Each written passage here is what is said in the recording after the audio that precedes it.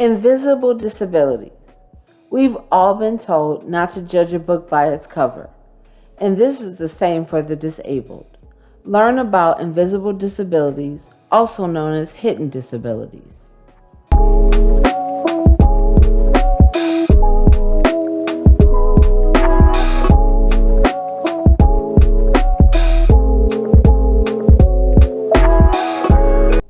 Hello, welcome to my so-called disabled life, where I not only talk about my life experiences as a disabled woman, but speak the truth about disability and what it means to live as a disabled person.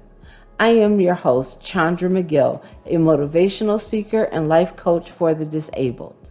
Today, we'll be talking about invisible disabilities. Perhaps one of the most insensitive comments you can make to a disabled person is, "You don't look sick." I personally have been given dirty looks because I park in a handicapped parking spaces. I suppose because people expect those spaces to be reserved for people with wheelchairs. According to the Invisible Disabilities Association, an invisible disability is a physical, mental, or neurological condition that is not visible from the outside, yet can limit or challenge a person's movements, senses, or activities.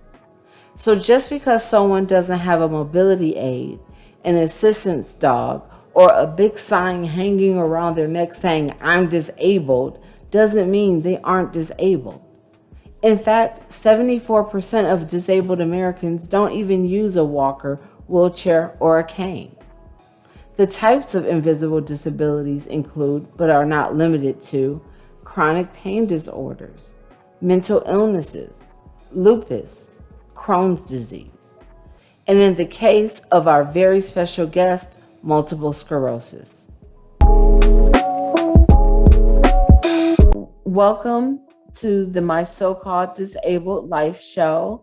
We have a very special guest I would like to invite on, Tony Smith. Tony Scott, I'm sorry. Thank you so much for joining me. How Thank are you you for doing inviting today? me. I'm doing well, thank you. Okay, that's great. Let's just go right into it. Um, why don't you first start off and tell me about your disability? Well, I was diagnosed with multiple sclerosis in 2004. At that time, I worked, actually, I had just started a business and woke up one morning and one side of my body was numb. And it just progressed. It was a spiral down effect from that point on. And life as I knew it had changed. I had a 12-year-old daughter at the time, a single mom. So at the time, I knew a couple of people, celebrities who had multiple sclerosis, but hadn't thought much about it.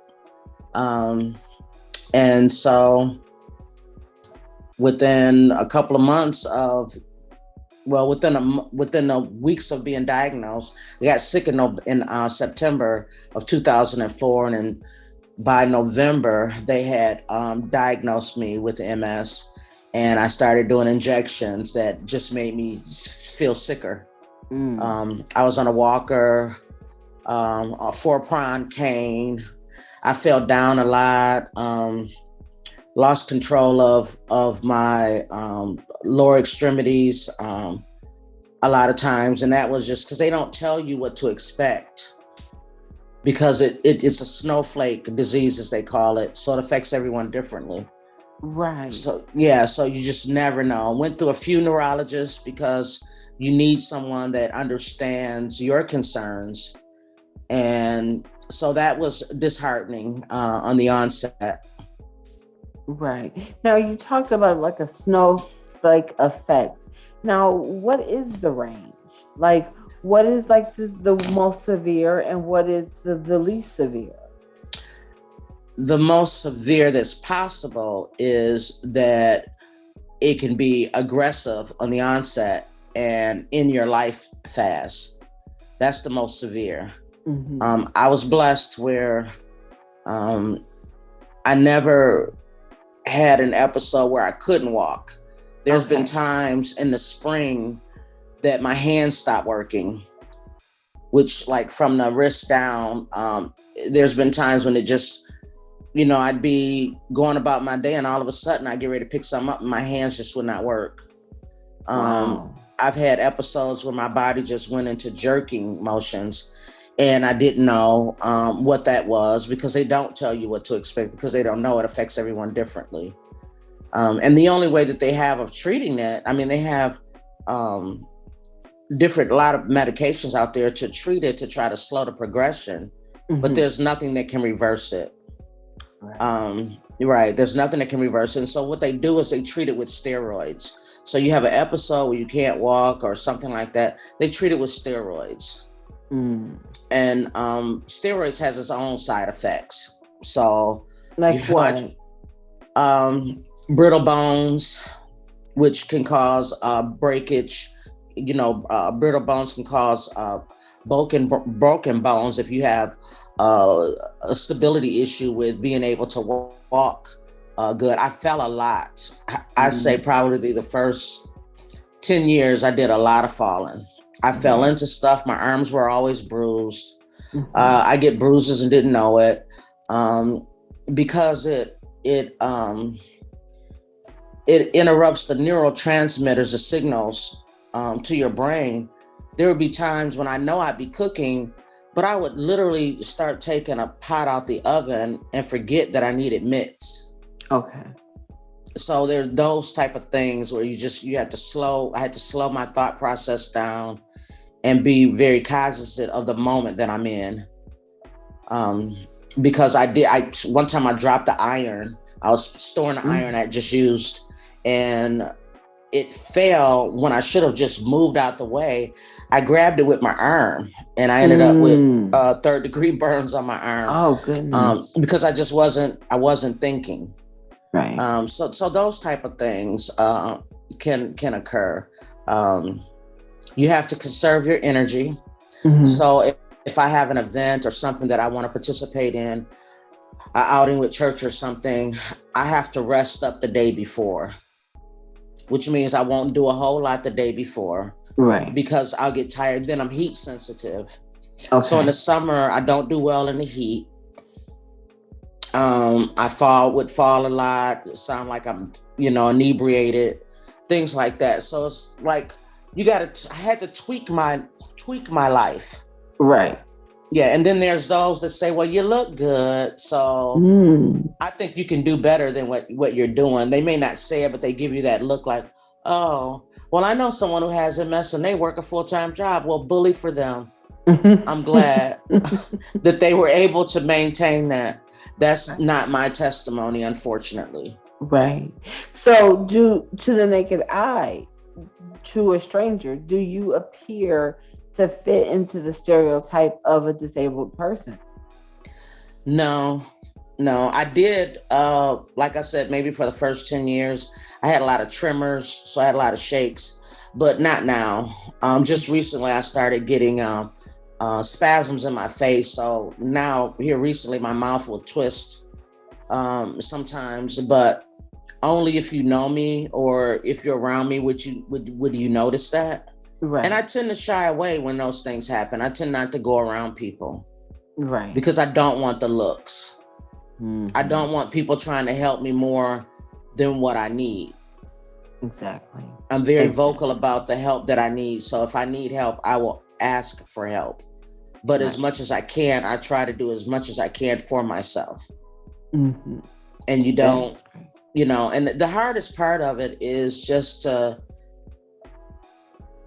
be treated like you don't have an issue.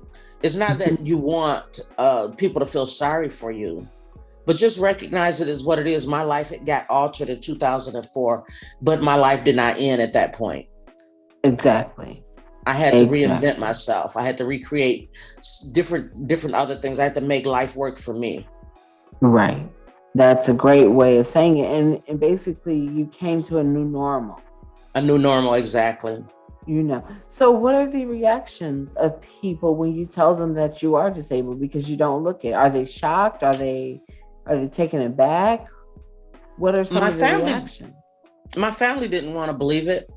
Okay. They felt that it was something else. well, we don't have anybody in our family with MS. It's got to be something else. I think you should find another doctor.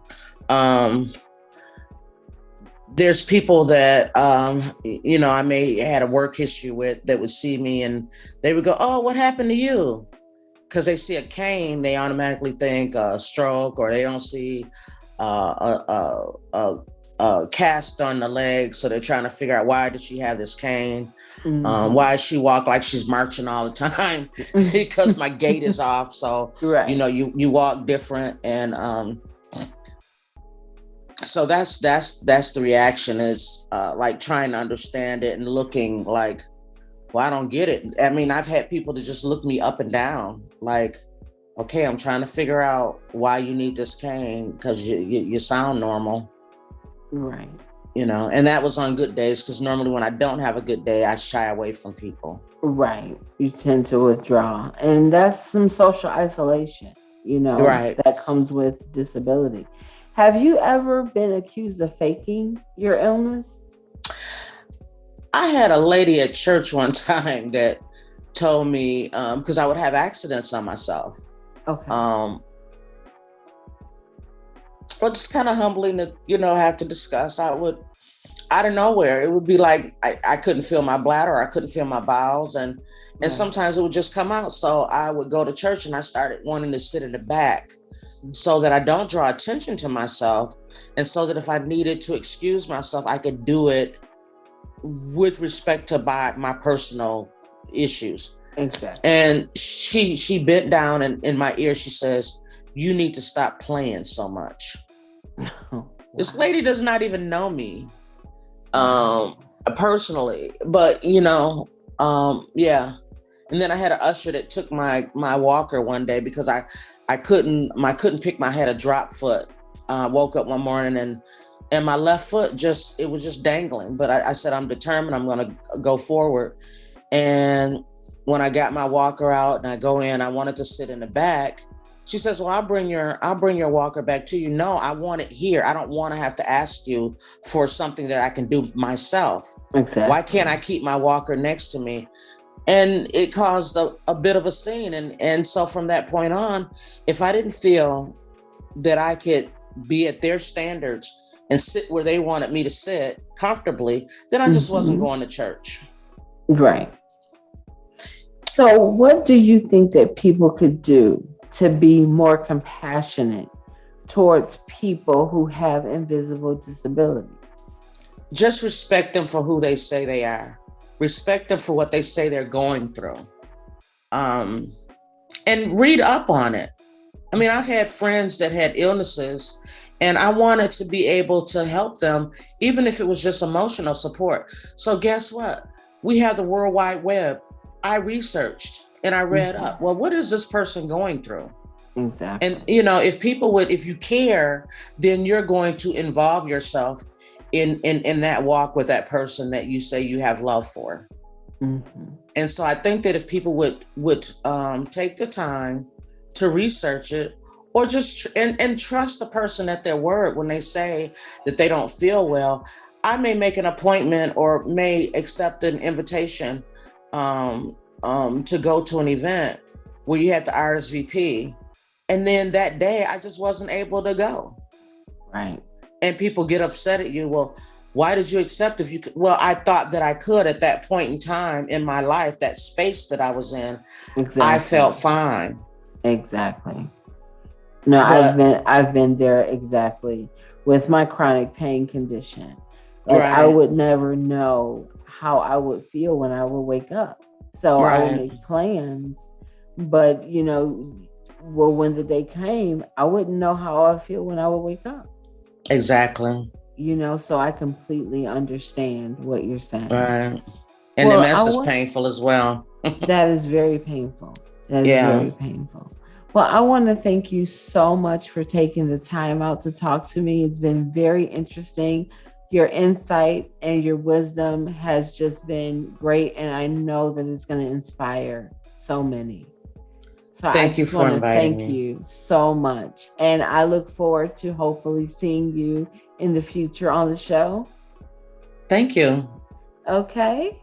All right, Tony. Well, you have a wonderful day. Okay. You as well. Blessings. Thank you. Bye-bye. I would like to leave you with the words of Terry Garr.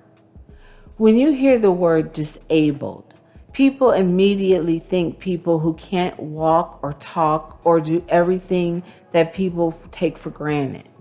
Now, I take nothing for granted, but I find the real disability is people who can't find joy in life and are bitter. Tune in next time as we talk about ways to motivate yourself. If you're enjoying this video, then join the family by subscribing to the channel and hit the notification bell. Join the My So-Called Disabled Life Facebook page to join in lively discussions about disability. Thank you for watching.